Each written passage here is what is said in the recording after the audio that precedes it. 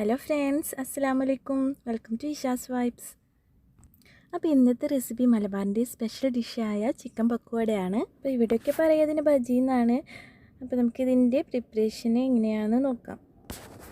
അപ്പോൾ ഇതിലേക്ക് ആവശ്യമായ ഇൻഗ്രീഡിയൻസ്: 1 കപ്പ് കടലമാവ്, 2 ടേബിൾ സ്പൂണോളം മൈദപ്പൊടി, 2 ടേബിൾ സ്പൂണോളം അരിപ്പൊടി, 1 ടേബിൾ സ്പൂണോളം കോൺഫ്ലോർ, 1/2 ടീസ്പൂൺ കുരുമുളക് പൊടി, മുളക് പൊടി 1 ടീസ്പൂൺ. അപ്പോൾ ഇതിലേക്ക് കാശ്മീരി മുളക് പൊടി ഉപയോഗിക്കുന്നതായിരിക്കും കൂടുതൽ നല്ലത്. അതാകുമ്പോൾ കുറച്ച് കളറും കൂടി കിട്ടും.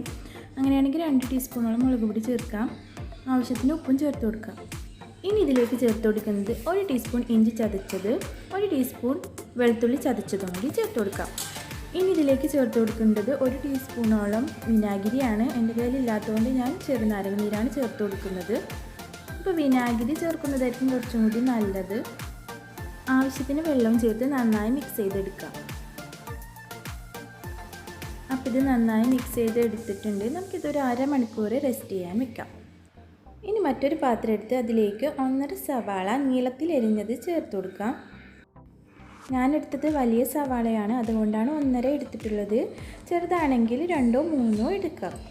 ഇതിലേക്ക് 2 പച്ചമുളക് അരിഞ്ഞത് ചേർത്ത് കൊടുത്തിട്ടുണ്ട്. അപ്പോൾ നിങ്ങൾക്ക് എരിവിനനുസരിച്ച് ഈ പച്ചമുളകിൻ്റെ അളവൊക്കെ കൂട്ടി എടുക്കാം. ഇനി ഇതിലേക്ക് ചേർക്കുന്നത് മല്ലിയില ചെറുതായി അരിഞ്ഞതാണ്. വേപ്പില ഉണ്ടെങ്കിൽ അതും കൂടി ചേർത്ത് കൊടുക്കാം കേട്ടോ. ഇനി ഇതിലേക്ക് ചേർക്കുന്നത് ഉപ്പും മഞ്ഞൾപ്പൊടി ഇട്ട് വേവിച്ചെടുത്ത ചിക്കനാണ്. അത് ചെറിയ പീസാക്കിയിട്ടാണ് ചേർത്ത് കൊടുക്കുന്നത്. നന്നായി മിക്സ് ചെയ്തെടുക്കുക.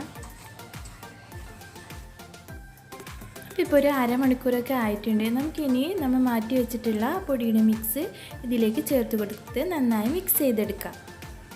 അപ്പോൾ ഇതിങ്ങനെ നേരത്തെ തന്നെ കൂട്ടി വെച്ച് റെസ്റ്റ് ചെയ്യാനൊക്കെ വെച്ച് കഴിഞ്ഞാൽ ആ പക്കോടയൊക്കെ കഴിക്കാൻ നല്ല സോഫ്റ്റ് ആയിരിക്കും. അല്ലെങ്കിൽ പെട്ടെന്ന് പൊരിച്ചെടുക്കണമെങ്കിൽ അങ്ങനെ വേണമെങ്കിലും ചെയ്യാം. അപ്പോൾ പൊരിക്കാനായി ഞാൻ പാൻ വെച്ച് കൊടുത്തിട്ടുണ്ട്. അപ്പോൾ അതിലേക്ക് ആവശ്യത്തിനുള്ള ഓയിൽ ഒഴിച്ചു കൊടുക്കാം. അപ്പോൾ 1 ടീസ്പൂൺ വെച്ചോ അല്ലെങ്കിൽ നമ്മൾ കൈ വെച്ച് തന്നെ ഇങ്ങനെ കുറേശ്ശെ ഇട്ട് കൊടുത്ത് പൊരിച്ചെടുക്കാം. അപ്പോൾ ആദ്യം ഹൈ ഫ്ലെയിമിൽ ഇട്ട് കൊടുത്തിട്ട് പിന്നെ അതൊരു മീഡിയം ഫ്ലെയിമിലാക്കി കൊടുത്താൽ മതി. അല്ലെങ്കിൽ നമ്മൾ പക്കോട പെട്ടെന്ന് തന്നെ കരിഞ്ഞു പോവും. പക്കോടയൊക്കെ പെട്ടെന്ന് കുക്കായി വരുന്നതാണ്. അപ്പോൾ കരിഞ്ഞു പോവാതെ ശ്രദ്ധിക്കണം.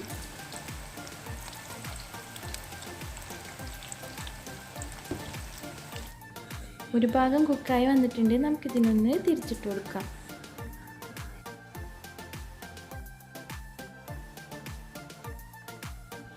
അപ്പോൾ നമ്മുടെ സ്പെഷ്യൽ മലബാറി പക്കോട റെഡി ആയിട്ടുണ്ട്. നമുക്കിതിന്ന് കോരിയെടുക്കാം.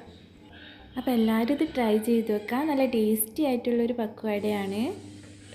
നോമ്പിൻ്റെ സമയത്തൊക്കെ നമുക്ക് ഉണ്ടാക്കാനും കഴിക്കാനൊക്കെ പറ്റിയ നല്ലൊരു ടേസ്റ്റി ആയിട്ടുള്ളൊരു റെസിപ്പിയാണ്. അപ്പോൾ നിങ്ങൾക്ക് എൻ്റെ ഈ റെസിപ്പി ഇഷ്ടപ്പെട്ടെങ്കിൽ ഒന്ന് ലൈക്ക് ചെയ്യുക, ഷെയർ ചെയ്യുക. സബ്സ്ക്രൈബ് ചെയ്യാതെ കാണുന്ന കൂട്ടുകാരുണ്ടെങ്കിൽ ഒന്ന് സബ്സ്ക്രൈബ് ചെയ്യുക കേട്ടോ. അപ്പോൾ ഇനി അടുത്ത വീഡിയോയിൽ കാണാം. ബൈ.